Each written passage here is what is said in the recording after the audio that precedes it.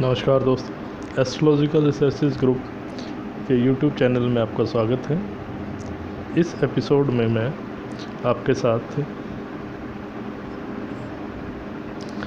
कालपुरुष की कुंडली के अंदर जो है विभिन्न भावों के अंतर्गत प्रथम भाव के संदर्भ में अपने विचार जो है आपके साथ साझा कर रहा हूँ।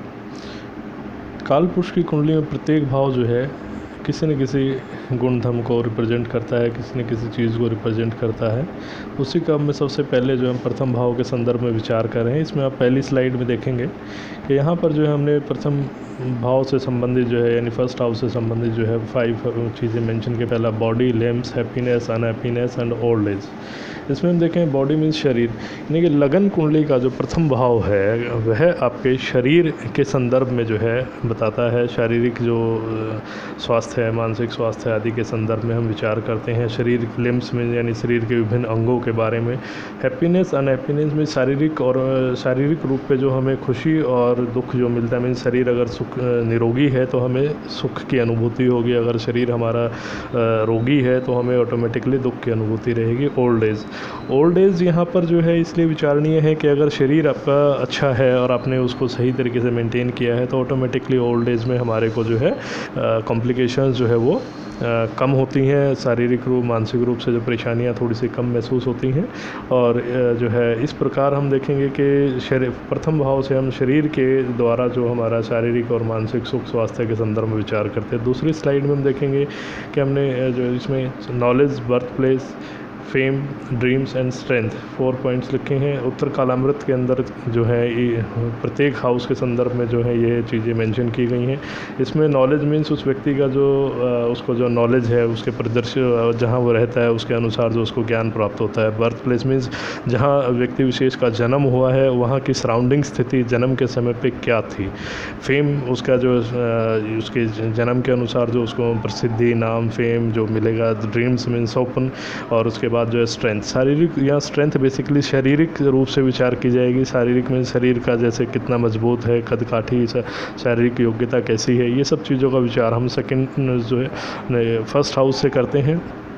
नेक्स्ट स्लाइड में हम देखेंगे कि हमारे पास जो है dignity, political life, longevity and peace और जो है एज यानी उम्र का विचार किया गया है। डिग्निटी मीन्स स्वाभिमान जो है व्यक्ति का जो अपना सेल्फ रिस्पेक्ट जो है उसको भी ध्यान देना। पॉलिटिकल लाइफ से यहाँ ज़रूरी नहीं कि व्यक्ति पॉलिटिकली ही एक्टिव हो, लेकिन यहाँ पर हम ये कह सकते हैं कि सामाजिक तौर पे व्यक्ति कितना एक्टिव रहेगा, कितना सक्सेसफुल रहेगा, इन चीज़ों का विचार। लॉन्गेविटी मीन्स आयु का जो है कैसी रहेगी उसकी, लाइक लंबी आयु है, दीर्घ आयु है या मध्यम आयु है। फिर पीस यानी शांति, शारीरिक रूप से अगर स्वस्थ है तो ऑटोमेटिकली उसको शांति रहेगी। अगर समाज में प्रतिष्ठा है तो ऑटोमेटिकली ऐसा व्यक्ति शांतिपूर्वक रहता है। और अगेन जो है उम्र, एज यानी कि फिर वही जो है शारीरिक अगर स्वास्थ्य अच्छा है तो आयु लंबी रहने की संभावना रहती है। नेक्स्ट स्लाइड में आप देखेंगे कि हेयर्स मीन्स बालों का विचार क्या है, क्योंकि फर्स्ट जो चेहरे का जो लुक है वो बालों से ही डिसाइड होता है, बाल कैसे हैं व्यक्ति के। देन अपीयरेंस, बालों के बाद जो पूरा शारीरिक गठन कैसा है। सेल्फ रिस्पेक्ट, स्वाभिमान को व्यक्ति कितना ध्यान देता है। जीवन यापन के बारे में उसका जो है क्या सोर्स रहेंगे, किस प्रकार से वह उन चीज़ों को कंसिडर करेगा। गैम्बलिंग फॉर अदर्स, यह जो है एक अलग पॉइंट है। इसमें थोड़ा गैम्बलिंग फॉर अदर्स मीन्स दूसरे व्यक्तियों के लिए यह व्यक्ति कितना रिस्क लेगा। दूसरे व्यक्तियों के लिए जब मदद करना कोई चाहता है तो उसमें कहीं ना कहीं व्यक्ति अपना फ़ायदा नुकसान देखता है, तो उस केस में जो है यह प्रथम भाव से सारी चीज़ें जो हैं विचारणीय हैं। नेक्स्ट स्लाइड में हम देखेंगे कि हमारे पास जो है स्टिग्मा, ऑनर एंड जो है स्किन, स्लीप, विजडम आदि का विचार किया गया है।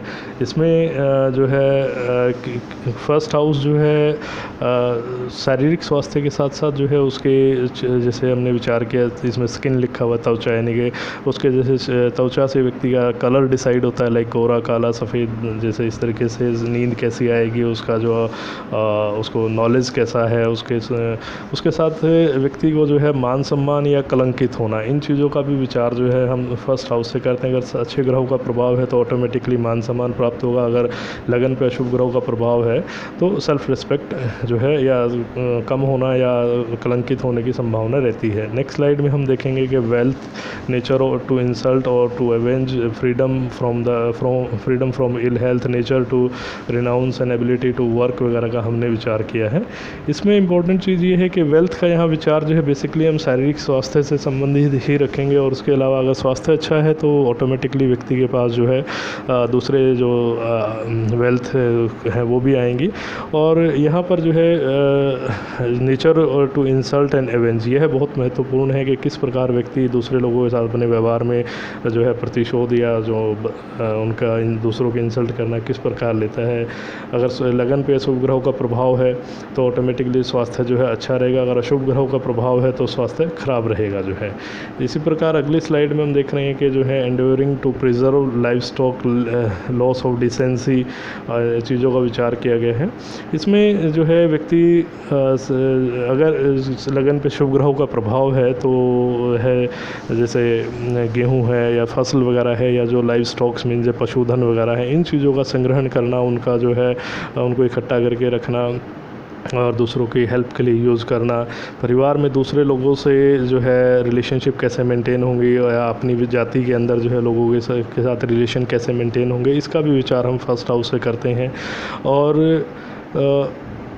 इस प्रकार हम देखेंगे कि इस फर्स्ट हाउस से जो चीज़ें हमने यहाँ मेंशन करी हैं, इसके अलावा और भी बहुत सारे जो है चीज़ों का हम विचार कर सकते हैं। बेसिकली इस फर्स्ट हाउस जो है वो शारीरिक गठन और उसके अनुसार जो है जो व्यक्ति को अन्य चीज़ें प्राप्त होती हैं उसका विचार किया गया है।